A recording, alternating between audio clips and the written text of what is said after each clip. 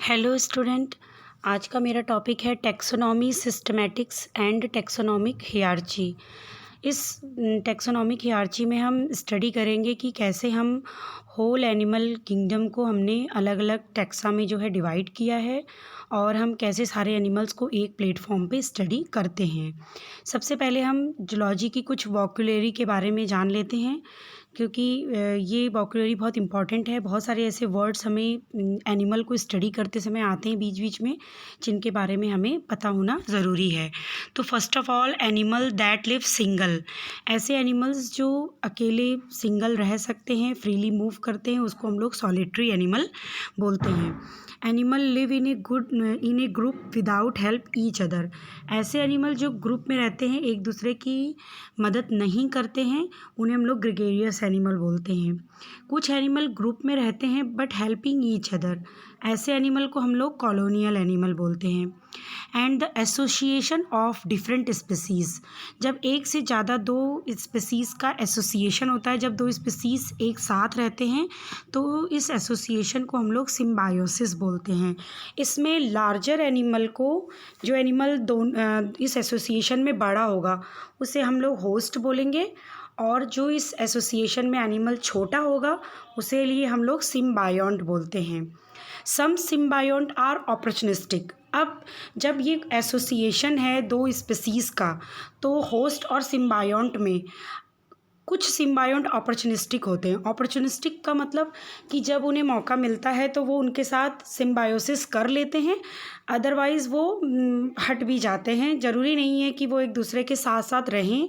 They can live without each other. वो एक दूसरे के बिना भी जो है मौका परस्त होते हैं, मौका मिलने पर वो किसी दूसरे के साथ भी सिम्बायोसिस कर सकते हैं।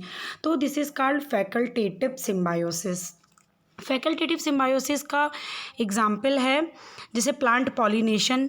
प्लांट का पॉलिनेशन करने के लिए बहुत सारी तितलियाँ, आंट जो है वो उस प्लांट को पॉलिनेट करते हैं। ज़रूरी नहीं है कि कोई स्पेसिफिक पर्टिकुलर एक ही स्पीसीज़ जो है प्लांट का पॉलिनेशन करेगी। वो उसी तरीके से दूसरा एग्जाम्पल है आंट्स और एफिड का। तो आंट्स जो है किसी प्लांट में, सपोज़ को मीठा प्लांट होता है, उसमें एफिड्स लगे रहते हैं, तो एफिड को वहाँ पे चींटियाँ जो है उनके साथ एक एसोसिएशन में रहती हैं, तो आंट्स एफिड की रक्षा करती हैं और एफिड जो है वो उस प्लांट का रस चूसते रहते हैं और जिसको आंट खाते हैं। तो ऐसे एसोसिएशन में जो हमारा सिम्बायोंट होता है वो अपॉर्चुनिस्टिक होता है, तो इसको हम लोग फैकल्टेटिव सिम्बायोसिस बोलते हैं। Some can live without host. कभी कभी ऐसा होता है कि एसोसिएशन में वो अपने होस्ट के बगैर नहीं रह सकते हैं, तो इस तरह के एसोसिएशन को हम लोग ऑब्लिगेटरी बोलते हैं। ऑब्लिगेटरी का एग्जाम्पल है जैसे लाइकेंस। तो लाइकेंस में लाइकेन फंगस और एल्गी के कॉम्बिनेशन को हम लोग लाइकेन बोलते हैं। इसमें जो एल्गी होता है वो फूड प्रोवाइड करता है फंगस को, और फंगस एल्गी की हेल्प करता है उसको मॉइस्ट रखने में, क्योंकि एल्गी को वाटर चाहिए तो फंगस उसको मॉइस्ट रखने में हेल्प करता है और एल्गी फंगस को फूड देता है। यहाँ पे जो आपका फंगस है वो जो एल्गी है वो फंगस के बिना नहीं रह सकता है। सो इस तरह के हम लोग सिम्बायोसिस को हम लोग ऑब्लिगेटरी सिम्बायोसिस बोलते हैं। नेक्स्ट है हमारा डेफिनेटिव होस्ट। तो क्योंकि हमारा बहुत इस जूलॉजी के अब आगे आने वाले लेक्चर्स में हम पैरासिटिक इंटरेक्शन भी पढ़ेंगे कि कौन कौन से पैरासाइट हैं, कैसे वो अपने होस्ट के साथ जो है इंटरेक्ट करते हैं। तो इसमें जो है डेफिनेटिव होस्ट का मतलब होता है कि parasite reaches their reproductive maturity.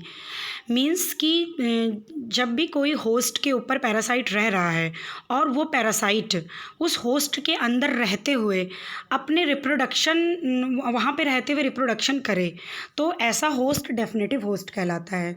और इंटरमीडिएट होस्ट का मतलब होता है कि जो हमारा पैरासाइट है वो केवल डेवलप्ड हो रहा है, वो वहाँ पे हमारे जो है होस्ट बॉडी में रिप्रोडक्टिव मैच्योरिटी को प्राप्त नहीं कर रहा है, केवल अपने आप को जो है डेवलप कर रहा है। जैसे हम देखेंगे फैसियोला हिपैटिका के एग्जाम्पल में, तो फैसियोला हिपैटिका का जो डेफिनेटिव होस्ट है वो शिप है, क्योंकि शिप की बॉडी में वो रहता है और अपना रिप्रोडक्शन करता है।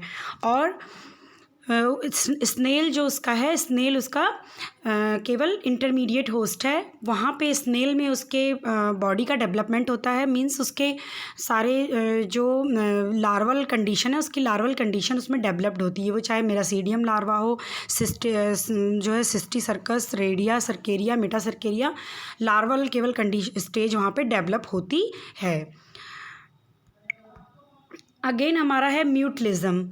तो म्यूटलिज्म का मतलब होता है सिम्बायोंट and host both benefited.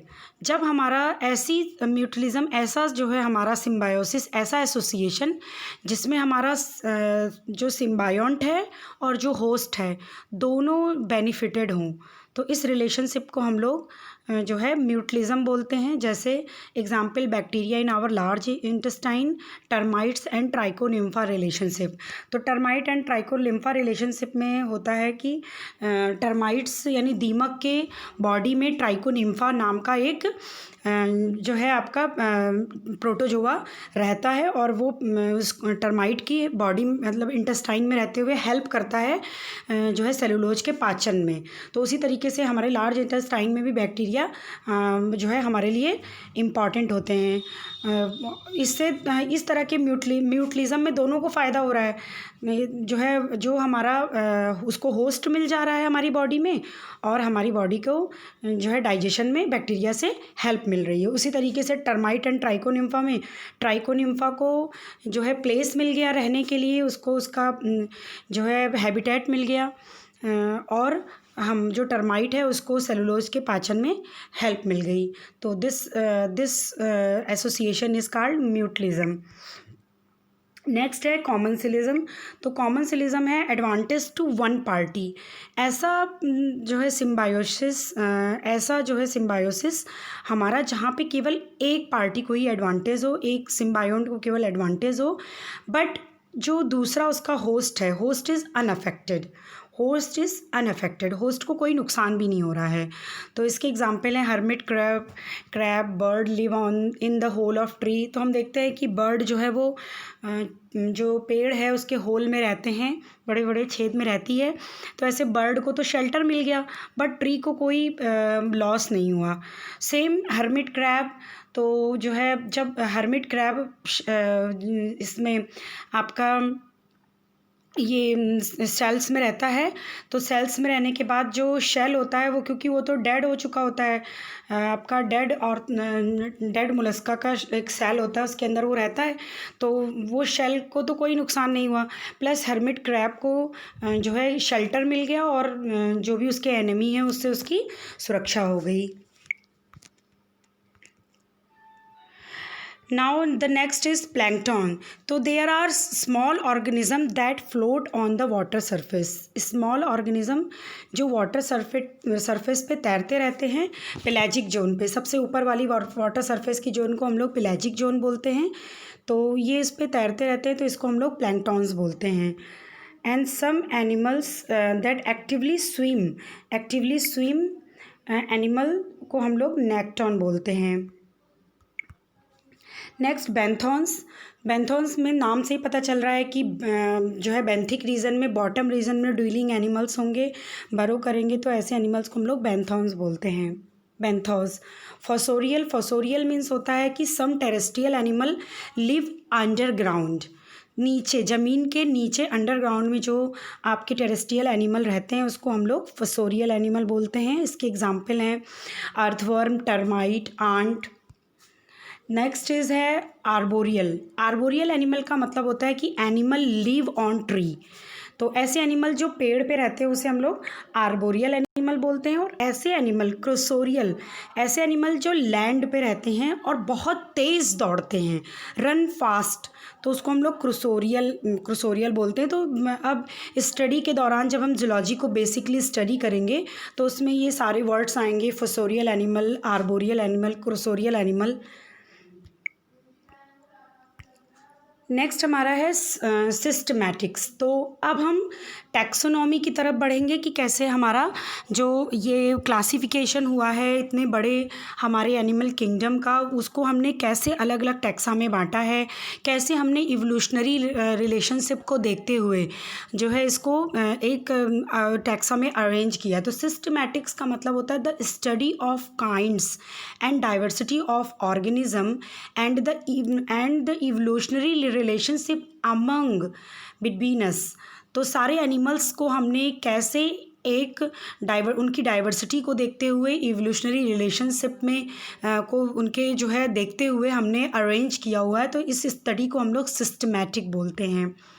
Next is a taxonomy. तो टैक्सोनॉमी का मीन्स है the arrangement belong into name.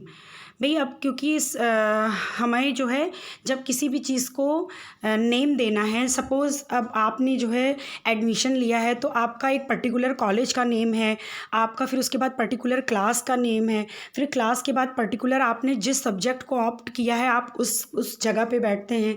तो इस तरीके से जो डिफ्रेंसिएशन आपके बीच में है, उस जैसे आपके बीच में डिफ्रेंसिएशन है वैसे ही होल एनिमल्स को अरेंज किया गया है, एक नेम दिया गया है, ऑर्गेनाइज किया गया है ग्रुप्स में, टैक्सा में, based on the evolutionary relationship, उनके इवोल्यूशनरी रिलेशनशिप को देखते हुए। जैसे जैसे वो जो है धरती पे आए, इवॉल्व हुए, फिर उनके अंदर कुछ कैरेक्टरिस्टिक फीचर्स आए, फिर मोर एडवांस हुए, फिर उसके बाद वो और एडवांस हुए। तो इस तरीके से जो है इवोल्यूशन हुआ उन सारे एनिमल्स में।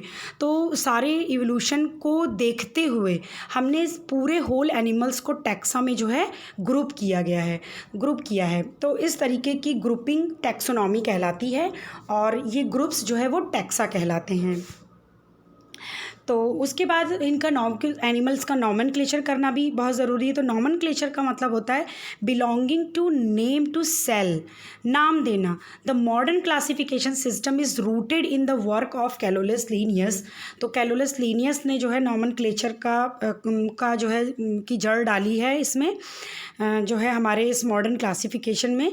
ही इंट्रोड्यूस बाइनॉमिनल मीन्स एक एनिमल के उन्होंने इसको बाइनॉमिनल नॉमेनक्लेचर किया है। द्विनाम पद्धति, द्विनाम का मतलब जैसे सपोज़ कोई एनिमल है आपका, जैसे या कोई प्लांट है जो है, या जैसे ये मस्का डोमेस्टिका हमारी हाउस फ्लाइज, तो मस्का डोमेस्टिका तो एक उसका स्पेसीज़ नेम हो गया। या यहाँ पे जो मैंने एग्जाम्पल के लिए लिया हुआ है, आई एम सॉरी, हमने यहाँ पे एग्जाम्पल के लिए लिया हुआ है जैसे होमो सैपियंस। तो होमो हमारा वो जो है आपका ये नेम हो गया, एक जीनस का नेम हो गया, और सैपियंस स्पीसीज़ नेम हो गया। तो यहाँ पे आपका जो स्पीसीज़ नेम है वो स्मॉल लेटर से लिखा जाएगा, लेकिन जो जीनस का पहला वर्ड होगा वो हमेशा कैपिटल होगा। होमो में एच कैपिटल होगा और स्पीसीज़ का वर्ड जो सैपियंस है वो स्मॉल होगा। या हम इसको इटैलिक में भी लिखते हैं, और क्योंकि हम जनरल लिखने की भाषा में उसको इटैलिक नहीं कर सकते हैं, इसीलिए हम इसको जो है अंडरलाइन करते हैं। होमो सैपियंस को पूरा अंडरलाइन करेंगे। अगला है the taxa are arranged hierarchically from broad to जो है स्पेसिफिक। कैसे हम देखेंगे कि टैक्सोनॉमिक हियरची में सारे टैक्सा को जो है ब्रॉड कैटेगरी से लेकर के स्पेसिफिक कैटेगरी तक हमने अरेंज किया है। ब्रॉड कैटेगरी मीन्स कि जो है सारे एनिमल के फाइलम से लेकर के कैसे हम उसको स्पीसीज तक एकदम छोटी कैटेगरी तक लाए हैं। तो any grouping of animal that share a particular set of characteristic form and assemblage is called taxa. तो सभी आप जैसे सपोज आप हैं आपने कॉलेज में एडमिशन ले लिया, तो आपके पर्टिकुलर कॉलेज का नेम है, तो उसमें आपका कैरेक्टरिस्टिक है कि हाँ भाई आपने फला कॉलेज में एडमिशन लिया। उसके बाद आपकी कैरेक्टरिस्टिक है कि आपने बीएससी में एडमिशन लिया। उसके बाद आपका नेक्स्ट कैरेक्टरिस्टिक है कि बीएससी में भी आपने कौन सा सब्जेक्ट ऑप्ट किया। तो ये अलग अलग जो टैक्सा है आपके पर्टिकुलर कैरेक्टरिस्टिक को शो कर रहा है। सेम हेयर हमने यहाँ पे जो है ब्रॉड कैटेगरी से जो है स्पेसिफिक कैटेगरी तक हमने टैक्सा में जो है जब एनिमल्स को हम अरेंज करते हैं तो दिस अरेंजमेंट इज़ कॉल्ड हियरarchy। तो इसमें सबसे पहले हमारा आता है डोमेन्स। तो डोमेन्स बिल्कुल अभी जो है नया इंट्रोड्यूस हुआ है। बहुत सारे साइंटिस्ट डोमेन्स को जो है मानते हैं, अभी बहुत सारा सिस्टम डोमेन्स को अभी जो है नेगलेक्ट करता है। तो डोमेन्स का मीन्स होता है, domains is the highest taxonomic rank in the hierarchical biological लेबल, बिल्कुल हाईएस्ट है। तो 3 तरह का डोमेन्स अभी तक पाया जाता है। आर्किया मीन्स ओल्ड, आर्कीबैक्टीरिया जिसमें आते हैं आपके, देन बैक्टीरिया, देन आपका यूकैरिया। तो यूकैरिया में आपके सारे यूकैरियोट्स आ जाएंगे जिनकी स्टडी हम डोमेन्स के अंतर्गत करते हैं। तो ये डोमेन्स हो गया। Next is kingdom. तो किंगडम अब आपका एक बेसिक ग्रुप होगा। जैसे यहाँ पे टू टाइप्स के किंगडम में हम जो है होल एनिमल और प्लांट दोनों वर्ड को 2 टाइप के किंगडम में जो है डिफ्रेंशिएट करते हैं। एक हमारा होता है एनिमेलिया, दूसरा हमारा होता है प्लांटी। देन आएंगे फाइलम। तो जो है एनिमेलिया, क्योंकि हमें स्टडी करना है, वी आर स्टडिंग जूलॉजी, तो एनिमेलिया में फिर हमारे बहुत सारे फाइलम आएंगे। फाइलम बिल्कुल मिनिमम लोअर से लेकर के हायर कॉर्डेटा तक, तो फ्रॉम प्रोटोजोआ टू कॉर्डेटा तक। देन क्लास, फिर हम उसकी क्लास में उसके कैरेक्टरिस्टिक को स्टडी करेंगे। देन ऑर्डर, किस ऑर्डर में उस एनिमल को रखा गया है। देन फैमिली, देन जीनस, और फिर लास्ट में species.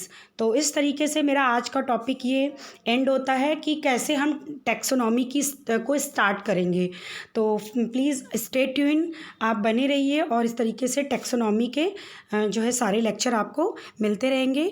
Thank you very much.